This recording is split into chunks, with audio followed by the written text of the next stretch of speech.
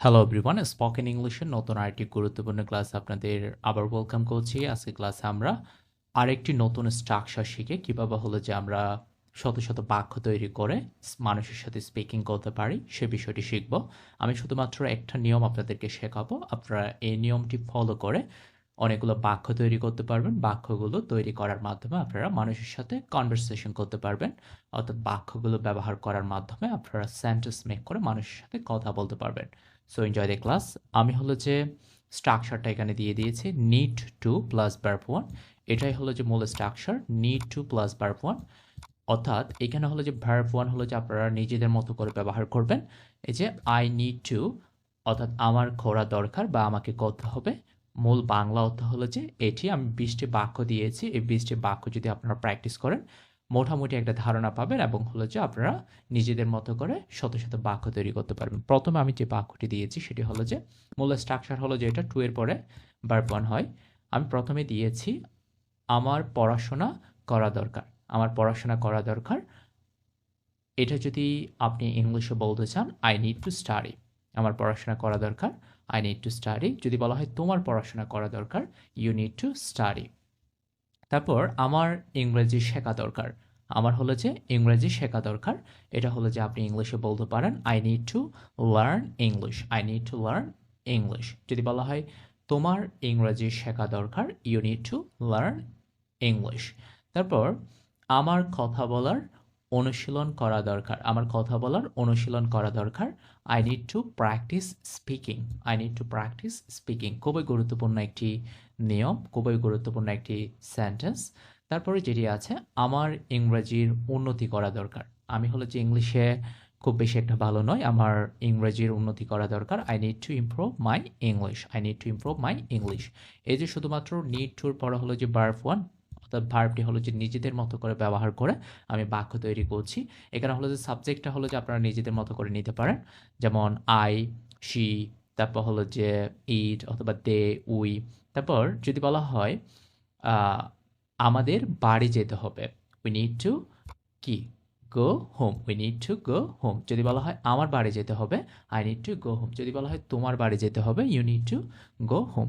এভাবে আপনারা হলো যে সাবজেক্টগুলো পরিবর্তন করো বাক্যটি পরিবর্তন করতে পারেন, অর্থাৎ বাক্যের মিনিংটা পরিবর্তন করতে পারেন। তারপর আমার তোমার সঙ্গে কথা বলা দরকার, আমার তোমার সঙ্গে কথা বলা দরকার, I need to talk to you, I need to talk to you. তারপর যে আমার তোমাকে কিছু জিজ্ঞেস করা দরকার, আমার তোমাকে কিছু জিজ্ঞেস করা দরকার, আমার তোমাকে কিছু জিজ্ঞেস করার আছে, I need to ask you something, I need to ask you something. অথবা আমার তোমাকে একটি প্রশ্ন করা দরকার, এভাবে যদি বলতে চান I need to ask you a question. তারপর যে আমার একটি নতুন বই কেনা দরকার, আমার একটি নতুন বই কেনা দরকার, আপনারা যদি ইংলিশে বলতে চান সেক্ষেত্রে বলতে পারেন I need to buy a new book, I need to buy a new বুক।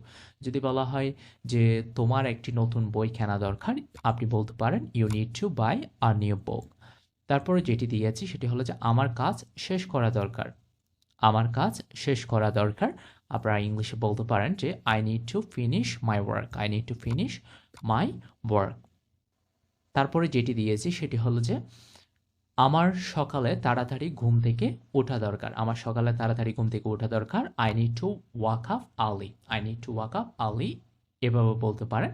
তারপর আমার একটু বিশ্রাম নেওয়া দরকার, আমি হলো যে খুবই ক্লান্ত, আমার একটু বিশ্রাম নেওয়া দরকার, I need to get some rest, I need to get some rest. যদি বলা হয় তোমাকে দেখতে অনেক ক্লান্ত মনে হচ্ছে, তোমার হলো যে কিছুক্ষণ বিশ্রাম নেওয়া দরকার, you need to get some rest.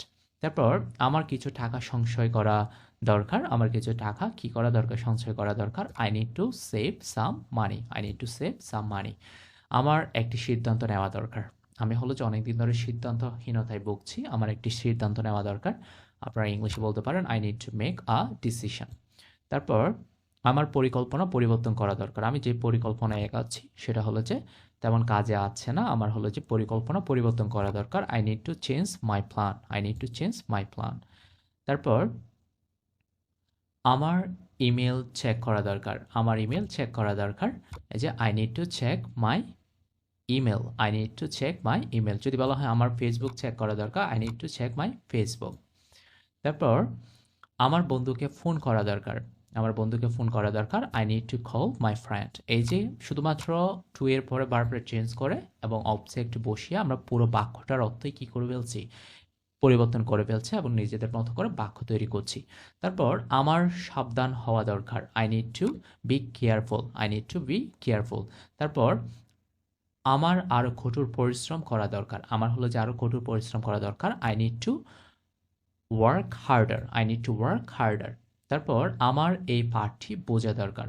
আমি এই পাঠটি বুঝতে পারিনি, আমার এই পাঠটি বোঝা দরকার। আপনারা ইংলিশে বলতে পারেন I need to understand this lesson. যদি বলা হয় তোমার এই পাঠটি বোঝা দরকার, you need to understand this lesson. যদি বলা হয় তোমার এই টপিকটি বোঝা দরকার, you need to understand this topic. তারপর আমার যোগাযোগের দক্ষতা উন্নত করা দরকার। I need to improve my communication skills. I need to improve my communication skill. তাহলে এভাবে হলো যে need to plus verb one নিজেদের মতো করে ব্যবহার করে অবজেক্ট নিয়ে হলো যে আপনারা নিজেদের মতো করে বাক্য তৈরি করে মানুষের সাথে স্পিকিং করতে পারেন।